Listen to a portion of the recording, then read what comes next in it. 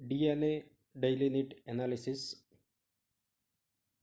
સપુષ્પી વનસ્પતિઓની અંદર લિંગી પ્રજનનની અંદર આપણે બાહ્ય સંવર્ધનની પ્રયુક્તિઓથી આગળ વધીએ છીએ. રિવિઝન તમારે નીટ માટે, ગુજકેટ માટે અને રેગ્યુલર બોર્ડની પરીક્ષા માટે રિવિઝન તમારે સરસ મજાનું થાય એટલા માટે વિડીયોને તમારે પૂરેપૂરો જોવો અને કોઈ પણ પ્રકારનો તમને આના રિલેટેડ ડાઉટ હોય તો એ તમે જણાવજો. હવે આપણને અહીંયા આપેલું છે બાહ્ય સંવર્ધનની પ્રયુક્તિઓ. હવે આ પ્રશ્ન આપણને બોર્ડની પરીક્ષાની અંદર જુદી જુદી રીતે પૂછાય.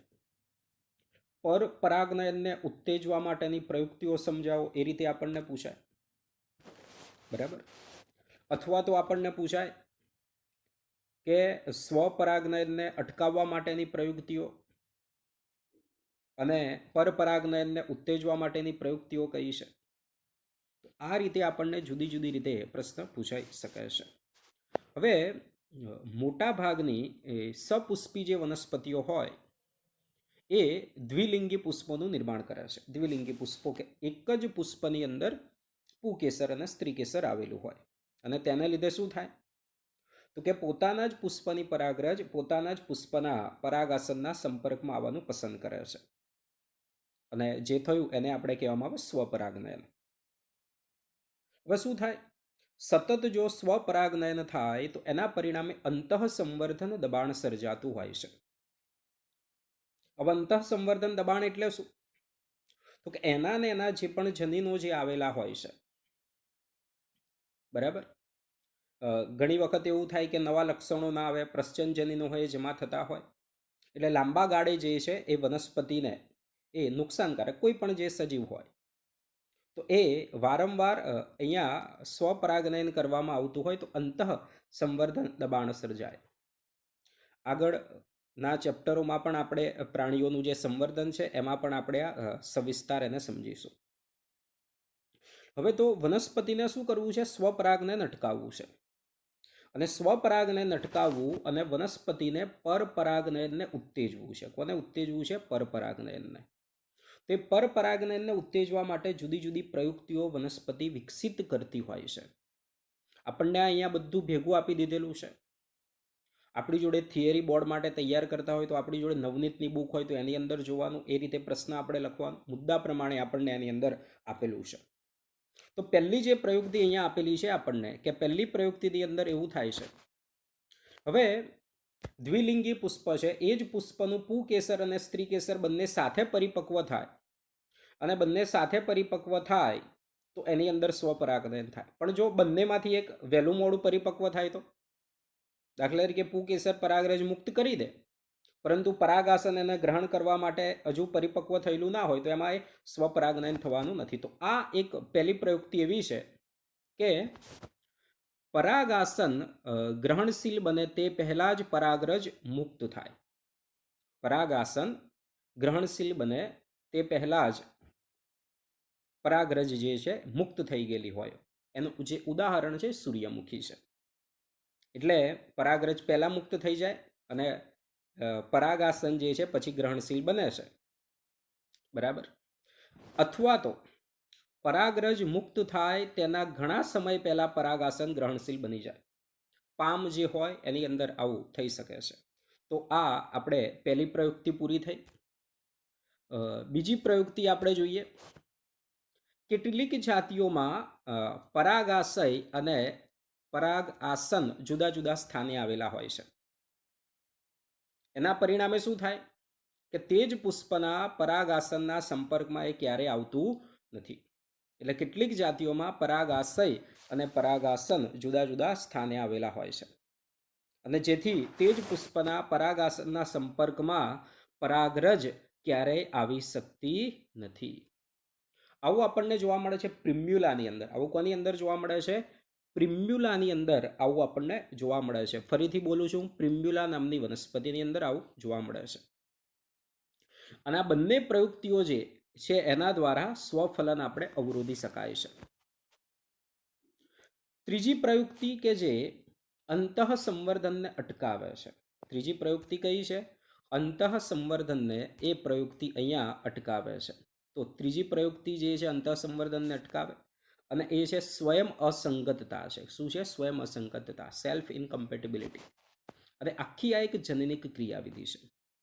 એ પ્રકારના જનીનો હાજર હોય અને જનીનોના પરિણામે તે જ પુષ્પની, એ જનીનોના પરિણામે, આ ખાસ બાબત યાદ રાખવાની, નીટની પરીક્ષાની અંદર પૂછાય કે સ્વયં અસંગતતાની અંદર શું થાય. તો આ આખી જ એક જનનિક ક્રિયાવિધિ છે. એ માટેના જનીનો આવેલા હોય અને એ જનીનો, આખી જે જેનેટિક ઇન્ટરેક્શન જે આખી થતી હોય એની અંદર એ જનીનો, એ પરાગાસન જે આવેલું હોય, સ્ત્રી કેસરનું પરાગાસન, તો એ સ્ત્રી કેસરનું પરાગાસન જ્યારે પોતાના જ પુષ્પની પરાગરજ આવે અથવા તો એ જ વનસ્પતિના અન્ય પુષ્પની પરાગરજ આવે તો પરાગરજનું કાં તો અંકુરણ અવરોધવામાં આવતું હોય, પરાગનલિકાનો વિકાસ છે એ અવરોધવામાં આવે છે, અને જે પોતાના જે અંડકો છે અંડકોને ફલિત થતા શું કરે છે? અટકાવે છે. તો એક ત્રીજી જે પ્રયુક્તિ છે એ ત્રીજી પ્રયુક્તિ છે અહીંયા જનનિક પ્રયુક્તિ. ખબર પડી મિત્રો? ફરીથી કહું છું. એવા જનીનો સ્ત્રી કેસરના પરાગાસન ઉપર હાજર હોય છે, જેના પરિણામે પોતાના જ પુષ્પની પરાગરજ અથવા તો એ જ વનસ્પતિની અન્ય પુષ્પની પરાગરજ એના ઉપર આવીને એનું અંકુરણ નથી થઈ શકતું, આગળ પરાગનલિકાનો વિકાસ નથી થઈ શકતો, એ ફલન એની અંદર થઈ શકતું નથી. આગળ છે બીજી એક પ્રયુક્તિ આપણને અહીંયા આપેલી છે. આ સ્વયં અસંગતતા માલવાની અંદર જોવા મળે. કઈ વનસ્પતિ છે? માલવા વનસ્પતિની અંદર આ જોવા મળે છે. ચોથી જે પ્રયુક્તિ છે એ ચોથી પ્રયુક્તિ કે જેમાં એક લિંગી પુષ્પોનું નિર્માણ થાય છે. ચોથી પ્રયુક્તિની અંદર શું થાય છે? એક લિંગી પુષ્પોનું નિર્માણ થતું હોય છે.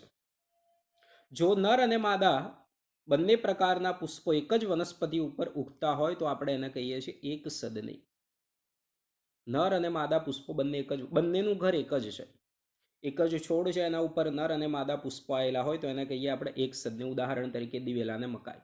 મકાઈ આપણે દરેકે જોઈએ છે, મકાઈમાં ઉપરના ભાગે નર પુષ્પો હોય, નીચેના ભાગે માદા પુષ્પો હોય, તો આને એક સદની કહેવાય. બંનેનું ઘર એક જ છે તો એને એક સદની કહેવાય. નર અને માદા પુષ્પ બંનેનું ઘર એક જ છે, એને આપણે કહીશું એક સદની. હવે જે એક સદની વનસ્પતિ છે એ એક સદની વનસ્પતિમાં આપણે સ્વફલન અટકાવી શકીએ છીએ. શું અટકાવી શકાય? સ્વફલન. એક લિંગી પુષ્પ છે, નર પુષ્પ છે તો નર પુષ્પમાં જાતે એકલું એકલું ફલન નથી થવાનું. માદા પુષ્પ છે તો માદા પુષ્પમાં એકલું એકલું ફલન થવાનું નથી. પરંતુ અહીંયા શું થાય? એ જ વનસ્પતિના નર પુષ્પની પરાગરજ એ જ વનસ્પતિના માદા પુષ્પના સ્ત્રી કેસરના પરાગાસન ઉપર પહોંચે. એટલે એને આપણે શું કહેતા હતા? ગેઇટેનોગેમી. આવું તો થાય.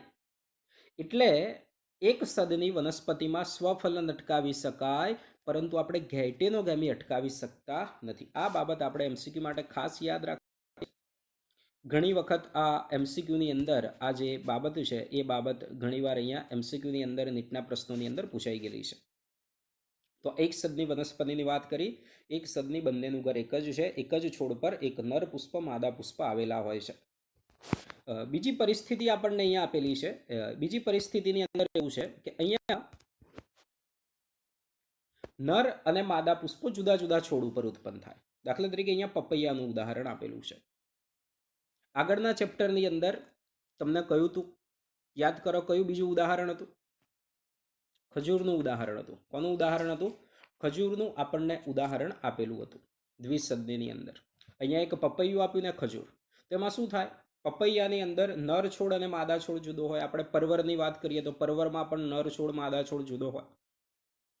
એટલે એક છોડ પર માત્ર નર પુષ્પો ઉત્પન્ન થતા હોય, બીજા છોડ ઉપર માદા પુષ્પો ઉત્પન્ન થતા હોય. એટલે શું થાય? અહીંયા એક જ વનસ્પતિ પર નર એકલા પુષ્પો હોય તો એમાં ફલન કશું થઈ શકે? નથી થઈ શકવાનું. ગેઇટેનોગેમી પણ એની અંદર થઈ શકવાની નથી. એટલે પપૈયા જેવી અને ખજૂર જેવી વનસ્પતિ છે, પરવર જેવી વનસ્પતિ છે કે જેમાં નર અને માદા પુષ્પો ભિન્ન છોડ પર સર્જાય છે, જેથી એને આપણે દ્વિસદની કહીએ છીએ.